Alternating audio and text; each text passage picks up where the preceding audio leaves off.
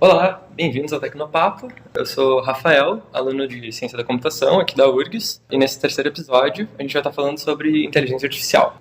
Estou aqui com a nossa convidada, que é a professora Maria Recamon de Mendonça. Então, seja muito bem-vinda. Obrigada pelo convite também. Então, se quiser se apresentar aqui para o pessoal. Então tá, bom, é um prazer estar aqui contribuindo com o Tecnopapo, né? Eu sou professora aqui no Instituto de Informática, no Departamento de Computação Aplicada desde 2016. Eu sou formada em Engenharia de Computação, fiz doutorado aqui no INF em Computação, né? Concluí em 2014. Eu sempre trabalhei, assim, desde o meu TCC, Engenharia de Computação, com IA e aprendizado de máquina, né? E aqui no FIS são as áreas que eu acabei me especializando, assim, de orientação de alunos, disciplinas, pesquisa. Espero contribuir um pouco para esclarecer um pouquinho desses conceitos. Com certeza vai conseguir contribuir bastante para esclarecer.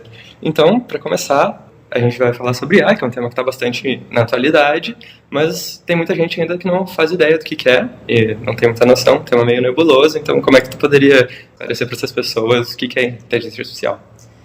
A IA ela é uma área da computação, da ciência da computação, que ela visa desenvolver métodos, técnicas, enfim, para fazer com que os computadores possam desenvolver tarefas que são normalmente associadas com a inteligência humana. Né? Então, resolução de alguns problemas, tomada de decisão. Então, claro que é uma área bastante abrangente, a gente tem diversas formas de fazer isso, mas a gente pensa por esse lado, assim, de fazer com que eles consigam mimetizar, né, essas habilidades cognitivas humanas para a solução de tarefas difíceis. Assim, postar uma base, que foi um exemplo muito clássico, mas por exemplo, jogar um jogo como xadrez, que demanda uma inteligência, né? A gente entender quais são os passos que cada jogada, para que a gente possa ganhar um jogo, tomar uma decisão complexa, como tentar determinar qual é o diagnóstico de um paciente com base em sintomas, em exames, né? Enfim, são comportamentos que estão muito associados com uma inteligência. Então, o que a área, né, traz é essa possibilidade, esse conjunto de algoritmos que a gente chama, né, que são métodos que a gente usa para permitir que os computadores tenham essa capacidade e consigam desenvolver essas tarefas.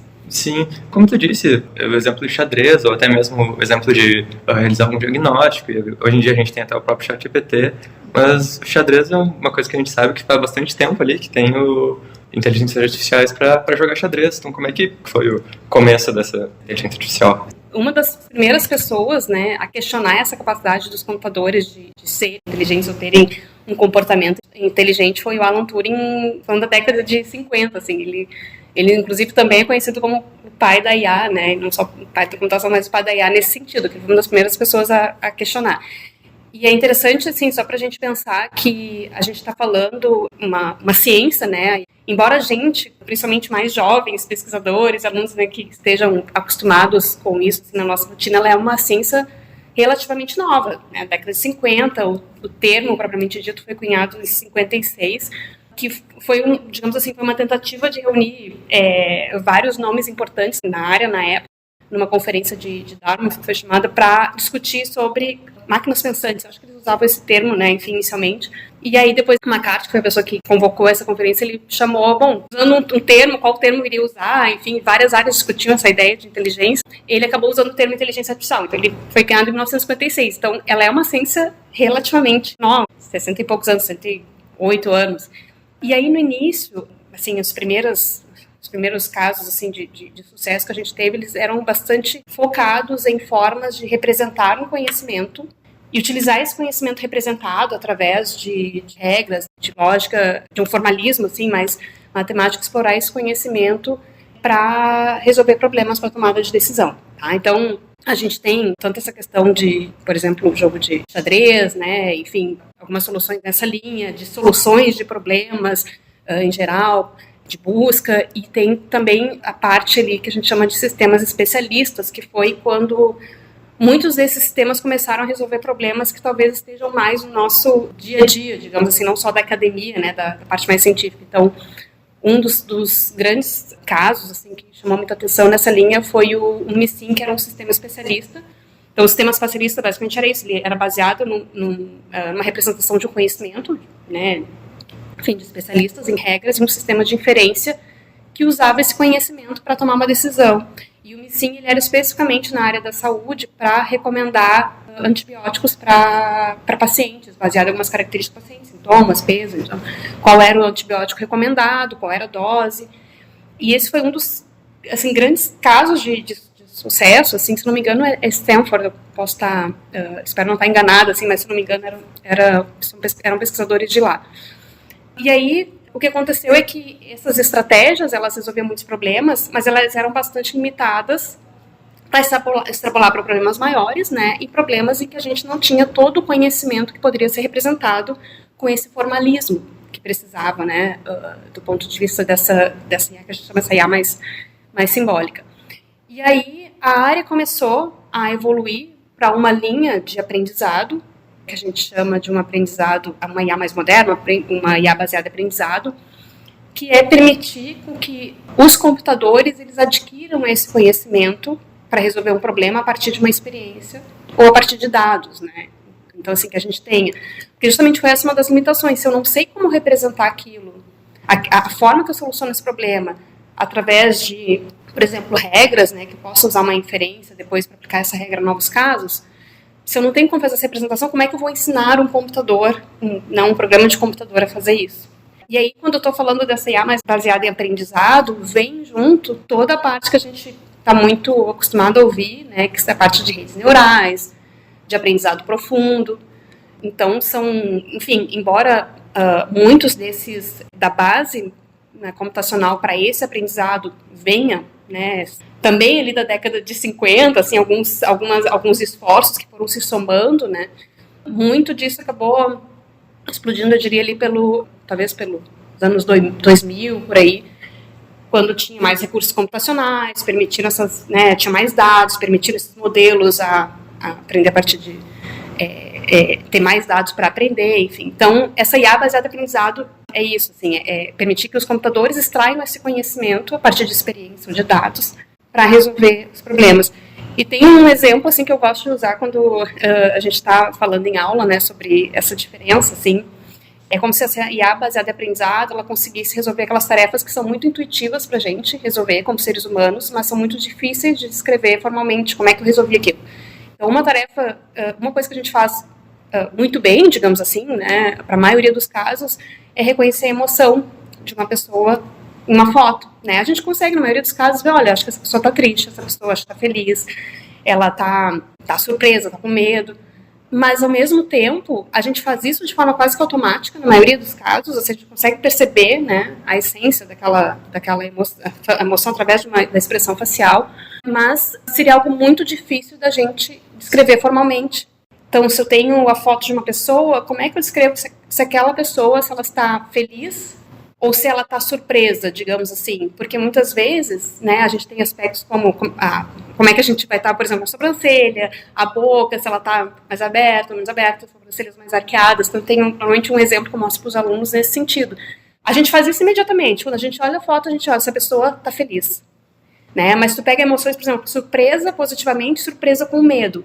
Existe uma sobreposição muito grande da expressão facial, né? E é muito difícil a gente descrever isso em quantidade de detalhes que permitam ao computador reconhecer essas características, a gente especificar as características, né? Então, o aprendizado de máquina, que seria essa IA mais moderna, ela permite que a gente faça isso, que a gente dê exemplos e aprenda a partir dos dados. Enfim, fui falando de várias coisas, no fim a gente já foi começando, mas... Não, eu acho que deu um bom panorama, assim, uma evolução, assim, da IA ao longo do tempo, surgindo inicialmente como essa parte de tendo que ter uma pessoa especialista, escrevendo todas as regras, e daí depois o próprio computador, o próprio modelo, conseguindo aprender e inferir essas regras a partir dos dados.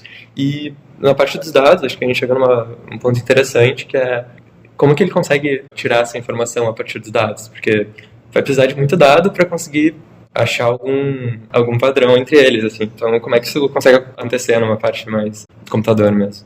Então, uma das questões, até depois tem algumas questões ali da história que talvez eu não comentei, mas vão surgindo, né, naturalmente, mas uma das questões é que esses algoritmos, ou esses métodos, eu vou chamar de métodos de uma forma mais fácil, amigável, enfim, né, para não usar tanto a palavra algoritmos, mas esses métodos, eles são muito bons em reconhecer padrões. né? Então, por exemplo, se eu tenho essa questão das emoções que eu comentei, se eu tenho muitas imagens de pessoas diferentes, dizendo, olha, essas pessoas, a foto dessa pessoa está feliz. Claro, estou simplificando e colocando uma emoção, né? Mas essa pessoa está triste, essa pessoa está com medo. E a gente conseguir dar bastante exemplos, né? Eles são algoritmos que eles conseguem justamente detectando padrões que são específicos daquela categoria. Certo? Então, nesse caso da emoção. Então, claro, tem diversas formas da gente fazer isso. Existe que eu diria assim, os tipos de aprendizado, mas só para entender. Existe dos principais, que seria que a gente chama de um aprendizado com supervisão, né? Então, basicamente é esse. Eu tenho imagens, ou eu tenho, enfim, qualquer tipo de dado, na realidade, não só imagens, né? Mas, enfim, eu tenho dados e eu digo, olha, essa aqui, vou usar o exemplo clássico do gato e cachorro, né? Essa imagem aqui é um gato, essa imagem é um gato, essa imagem é um cachorro, aquela outra é um cachorro. Então, conforme a gente vai alimentando, né, esses métodos com várias imagens, os algoritmos, né, a forma como eles funcionam, esses métodos, justamente tem diferentes estratégias, dependendo do método que a gente usar, mas de encontrar esses padrões. O que é específico de um gato? O que é específico do cachorro? Será que é o formato da orelha? Será que é o focinho? Será que, enfim, são características específicas que permitem que ele identifique, olha, nesse grupo aqui, nessa categoria, essas características elas estão bem acentuadas. Então ele vai aprendendo isso de forma que quando eu coloco uma imagem que eu não sei se é gato ou cachorro, eu quero que ele automatize essa classificação, ele aprendeu os padrões, né, de cada categoria, que simplificando gato e cachorro, ele diz, olha, esse aqui provavelmente é gato, né, mais provável ser gato. Então isso seria uma questão, um dado com um aprendizado com uma supervisão. E claro que eles também, como eu falei, não lidam só com imagens, a gente pode lidar com dados mais tabulados, tipo planilhas, enfim, dados estruturados que a gente chama, e a gente também pode lidar com problemas em que a saída não é apenas categórica, mas ela é numérica. Então eu quero, por exemplo, prever precipitação em Porto Alegre nos próximos X dias. Então eu pego um histórico de dados climáticos, enfim, relevantes, e eu quero prever. Isso é muito usado em vários outros contextos, assim, né, de antecipar essa valor no mercado, questão de, sei lá, incidência de doenças. Então, a gente ainda está falando desse tipo de aprendizado supervisionado. Então, a gente pode fazer tarefas de classificação, que é quando eu tenho dados categóricos, né, gato, cachorro, por exemplo, ou regressão, que são esses dados numéricos, né, saídas numéricas.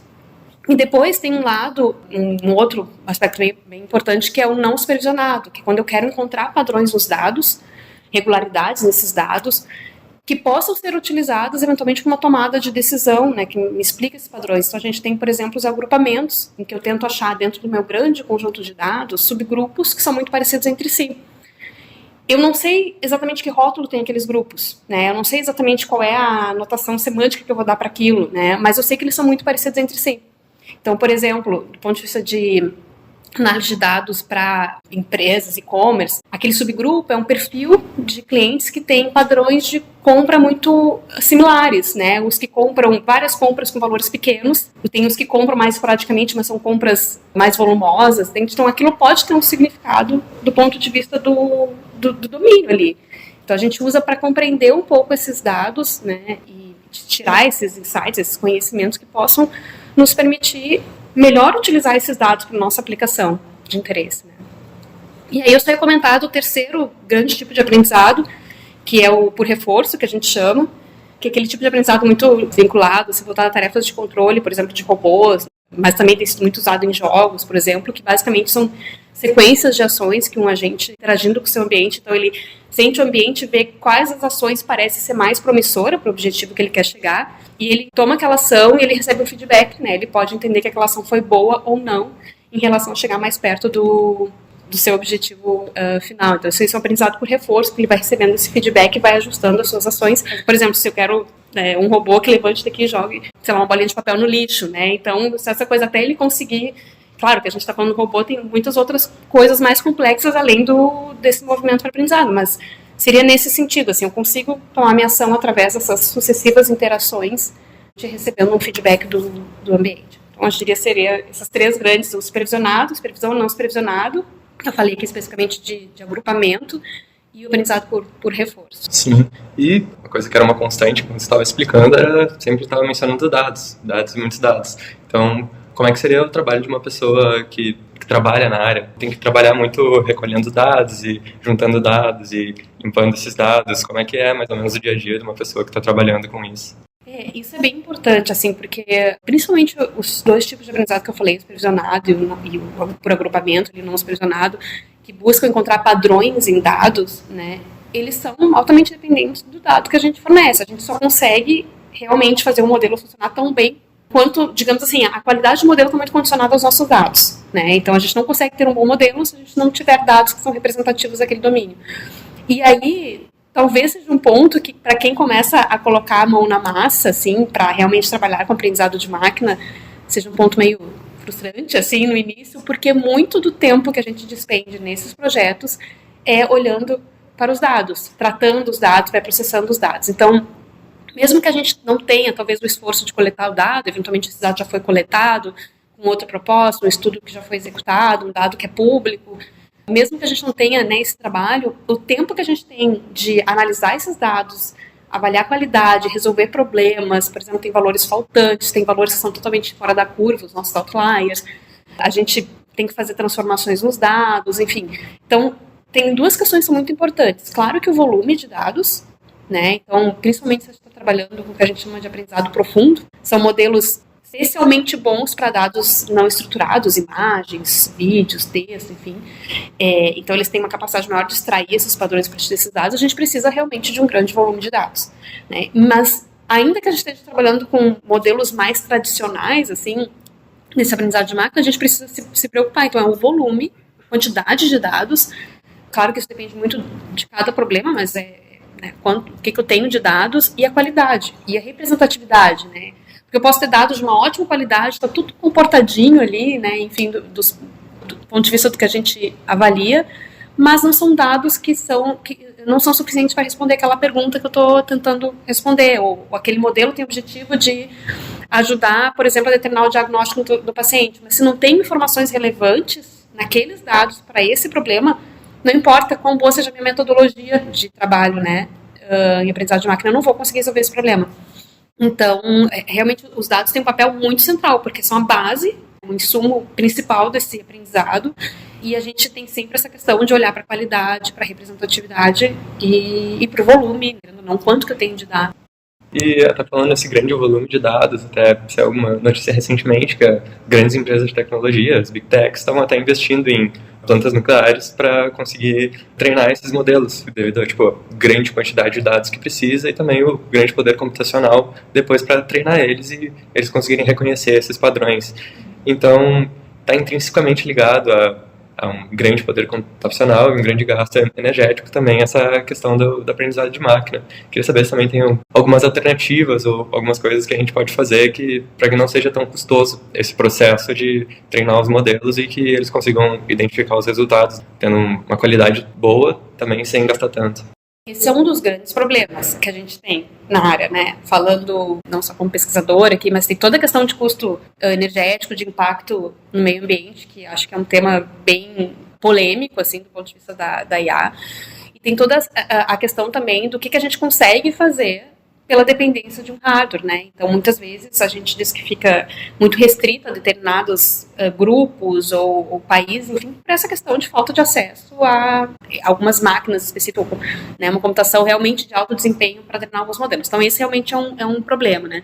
Uma das coisas que eu acho que a estratégia mais comum que se utiliza, assim, hoje em dia, é a questão de existe essa cultura de se disponibilizar modelos pré-treinados, tá? Principalmente aprendizado profundo, por exemplo, modelo para classificar imagens, modelo para classificar texto, enfim, né? E aí o pessoal usa muito, né, especialmente nesses domínios que para gerar bons modelos eu preciso realmente de um grande volume de dados e eu preciso treinar muitos desses modelos e modelos que são muito pesados, assim, para serem treinados, compartilhar esse modelo pré-treinado. Então, eu, por exemplo, tenho um modelo lá que foi pré-treinado para fazer uma classificação de imagens, assim, bem genérico, assim, né, e aí eu, como pesquisadora interessada na área da saúde, por exemplo, eu posso pegar este modelo pré-treinado e refinar ele no meu problema. Eu quero usar para classificar, enfim, retinopatia diabética, né, e aí eu vou usar especialmente nesse domínio. Então isso seria uma possibilidade, porque daí esse modelo ele já foi, digamos assim, ele já aprendeu um pouco sobre essa questão de padrões e a gente acaba especializando esse modelo para uma aplicação de interesse. E o mesmo acaba sendo usado em em outros casos, assim, tanto para interpretação ou processamento de texto, linguagem natural, de áudio, que o pessoal acaba utilizando e seria uma das formas principais. E aí uma das coisas que eu ia te comentar também, que eu acabei me passando um pouquinho ali lá no início, né, dessa IA mais simbólica, também tem muito dentro da IA simbólica, esses algoritmos que são de planejamento, de busca, que estão muito utilizados para resolver problemas, assim, nessa linha. Então, uma das tendências que está tendo é a questão de unir os dois, tá? Até em avanços mais recentes, em problemas mais difíceis, né? Então, como eu junto essa IA híbrida, assim, então eu junto IA simbólica com uma IA mais moderna, tem outros nomes também, né? Não estou entrando em termos tão específicos, mas essa questão de ter essa IA híbrida, porque daí a gente junta os dois e eventualmente os modelos que a gente treina combinado com esses algoritmos que permitem, por exemplo, refinar, né, um pouco o problema através desses algoritmos de busca baseado em regras. Aí a gente consegue, às vezes, diminuir um pouco a complexidade do problema que vai ser visto, né, ou que vai ser o alvo de treinamento de um modelo baseado em aprendizado. Sim, então a gente vai estar juntando conhecimento de especialistas para facilitar essa identificação de padrões pela máquina. E também é uma área da tua pesquisa, que é a área de saúde, que já mencionou algumas vezes. Então, como é que a IA está sendo utilizada para, além das detecções de algumas doenças, algumas coisas, como é que a IA está sendo utilizada nessa área? A gente teve até um caso recente que nos mostrou diferentes formas em que a IA pode, digamos assim, pode impactar na saúde, né, que foi a pandemia da Covid. Então, claro, o caso mais clássico, e que não foi só na Covid, mas tem sido usado em muitas doenças, principalmente na parte, por exemplo, na parte diabetes, doenças cardiovasculares, na oncologia, que é a questão do diagnóstico, né? Então, é olhar para dados dos pacientes, sejam exames laboratoriais, exames de imagem, exames genéticos, notas clínicas, e ter esses dados para pessoas que têm uma doença, indivíduos que têm uma doença, indivíduos que não têm a doença, né, ou dá para extrapolar para também, por exemplo, a severidade da doença, enfim, mas mantendo nesse exemplo mais simples, então eles tentam achar o diagnóstico, né, com base nisso. Inclusive, isso é uma tendência não só na saúde, mas em várias áreas, né, domínios assim, de aplicação, que é a gente combinar diferentes tipos de dados, que seria multimodal, essa ideia de ter imagem, texto, dados estruturados. Então, a questão de diagnóstico, de prognóstico, por exemplo, né, tem um paciente com câncer, por exemplo, né, a gente tem muita questão da sobrevida desse paciente, ou até a questão no caso da Covid, por exemplo, pacientes internados em UTI, a chance de ir a óbito ou não, né, uma vez que estão internados. A questão de recomendação de tratamentos ou de medicamentos, isso é muito utilizado, né, especialmente quando a gente sabe que tem aspectos, por exemplo, o câncer tem aspectos muito individuais, assim como a genética ou a característica do tumor, que pode impactar no sucesso ou não de um tratamento, né. Então, nesse sentido, é bastante usado. Até pensando um pouquinho na questão da Covid, que a gente teve não só o diagnóstico dos pacientes, né, baseado em exames laboratoriais, imagens, mas a gente também tem digamos, aqueles modelos que tentavam prever a ocorrência da Covid em si, essa doença, né, o quanto que qual é a perspectiva de casos de Covid. Então a gente tinha essa predição também em um nível muito mais populacional, né, os índices de Covid projetados para daqui a tantos dias, né, ou semanas. Então, isso são algumas das aplicações, assim, que a gente poderia mencionar. Diagnóstico, prognóstico, né, essa questão de como é que a doença vai evoluir, a questão de recomendação de tratamentos, né, a questão mais em nível populacional, assim, por exemplo, da Covid. A gente tem alguns trabalhos também no INFE com a dengue, prever casos de dengue, né, com base em dados históricos e outras diversas variáveis associadas. Interessante que ele pode fazer tanto diagnóstico como prognóstico, até uma recomendação de tratamento. Então ele está fazendo quase que o trabalho completo de médico, podendo ajudar. Então a IA nesse caso, tu acha que ela pode ser uma coisa que vai mais auxiliar alguns trabalhos, ou tu acha que ele vai chegar num nível que realmente não, a gente vai poder substituir algumas profissões e poder somente usar a inteligência artificial para fazer de toda a parte da recomendação médica? Como é que tu acha que pode funcionar? Não só para médico, mas como para outras profissões também. Pois é, esse é um ponto polêmico, assim, mas falando especificamente da saúde primeiro, né, eu vejo a IA muito mais como um auxílio à tomada de decisão, né, então a gente tem um modelo lá que tenta definir, olha, qual é o risco de câncer aqui, por tais motivos, que seria uma IA mais explicável, digamos assim, por tais motivos esse paciente tem alto risco, e aí o médico, né, o médico geneticista vai olhar e vai dizer, bom, né, base todo o meu conhecimento, mas isso toma uma decisão de diagnóstico, de tratamento, enfim, eu vejo mais como um auxílio, né. É claro que a IA, ela começa ela tem essa capacidade de automatizar muitas tarefas, né, e aí tem certas coisas que talvez deem um certo receio do quanto que ela pode substituir, né, um ser humano nas suas atividades. Então, por exemplo, a gente não falou especificamente lá quando a gente falou da história da IA, mas o ChatGPT, que é um dos grandes motivos que atualmente a gente fala muito de IA, então essa IA baseada em aprendizado, ela tem realmente trazido muitos avanços que têm permitido com que a IA esteja mais no dia a dia das pessoas, né.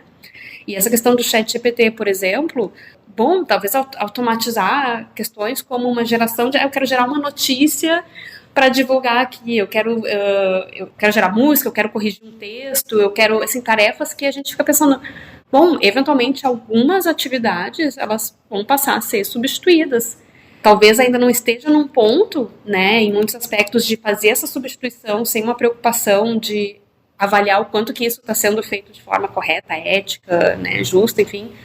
Mas talvez chegue um ponto em que algumas dessas atividades que são mais a gente consiga automatizar mais facilmente, mas nem é tão facilmente, porque ChatGPT eu digo assim, é um grande avanço a complexidade dessa tecnologia, né? Acho que até nós que somos da computação, algum tempo atrás, pelo menos pensaríamos que levaríamos mais tempo para chegar nesse ponto.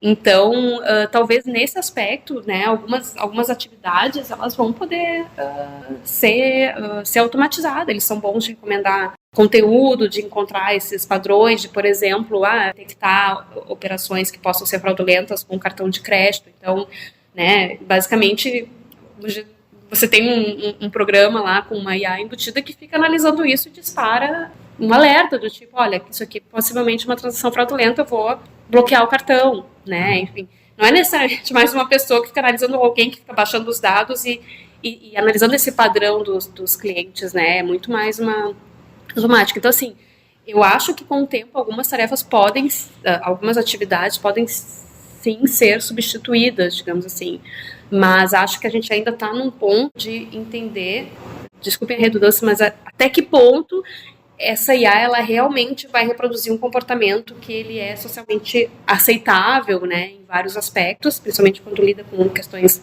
sensíveis como uma questão de saúde, finanças, questões de direito, justiça criminal, enfim. Mas eu acho que a gente cada vez mais entende que no nosso dia a dia ela pode ser usada, pelo menos, não sei se substituir pessoas do ponto de vista de empregos, né, enfim, acho que é uma questão meio polêmica, assim, mas, assim, pensar nós, seres humanos, como as pessoas mais produtivas, né, então, coisas que, eventualmente, eu fazia, né, manualmente, por exemplo, vou dar um exemplo, eu tenho os dados, eu quero gerar um gráfico para visualizar esses dados, eu poderia codificar isso à mão, escrever um código, Python, R, linguagens que eu conheço, né, de programação, mas eu posso pedir para o ChatGPT, né, olha, plote esses gráficos para eu poder visualizar uma tendência nos dados, ou enfim, ele vai me gerar um código e eu vou interagir com ele até achar o código que para mim fica bom, a visualização fica boa. Mas isso, por mais que eu tenha essa interação, com certeza vai demorar menos tempo do que eu partir do zero e fazer isso manualmente. Então eu acho que nesse sentido ela vai sim substituir os seres humanos assim, em algumas atividades. Agora, do ponto de vista de empregos, aí talvez, né, em alguns casos já, enfim, seja um aspecto mais sensível. Não, realmente, a IA está ali para facilitar e democratizar esse acesso à informação mesmo, também a conseguir automatizar tarefas mais simples, em vez de ter que escrever um script ou fazer alguma coisa que precisaria de um conhecimento específico de programação, só o próprio ChatGPT pode resolver esses problemas. E até na criação desse roteiro, eu estava pensando em algumas perguntas para fazer e algumas coisas que eu poderia perguntar, então eu acabei perguntando para o GPT para ele fazer uma pergunta que seria: quais conhecimentos um bom profissional de IA ou machine learning precisa ter? Eu acho que é uma pergunta que já foi respondida um pouco durante o episódio todo, mas então quais seriam esses conhecimentos que um bom profissional de IA ou machine learning precisa ter? É engraçado assim, porque talvez a gente tenha que pensar em dois perfis, né? Porque hoje tem um perfil pessoal que usa e tem um perfil pessoal que desenvolve, né? Pensando assim, agora se você quer trabalhar com IA do ponto de vista de desenvolvimento, digamos assim, não simplesmente ser entre aspas, um usuário, né? Mas, tipo, eu tô trabalhando com a IA, mas eu tô muito mais usando coisas que foram desenvolvidas e fazendo algumas adaptações pontuais do que, de fato, desenvolvendo os algoritmos ou treinando os modelos, ou, né? Então, eu acho que, assim, programação, obviamente, a gente acaba pensando ali o ChatGPT talvez elimine essa demanda, né? Mas se eu quero, né, minimamente fazer um fine-tuning, um ajuste, né, para não usar o termo tão técnico, mas um ajuste de modelos aos meus dados, enfim. Claro que o próprio ChatGPT ele vai acabar ajudando nessa questão do código que eu falei, né? Mas a gente também tem que, pelo menos, ter um pouco de conhecimento para entender aquele código que faz, enfim, né, ver se está correto. Então, a base, acho que, de computação, né, especialmente a programação, a questão de matemática, estatística, a gente, para quem está trabalhando na IA,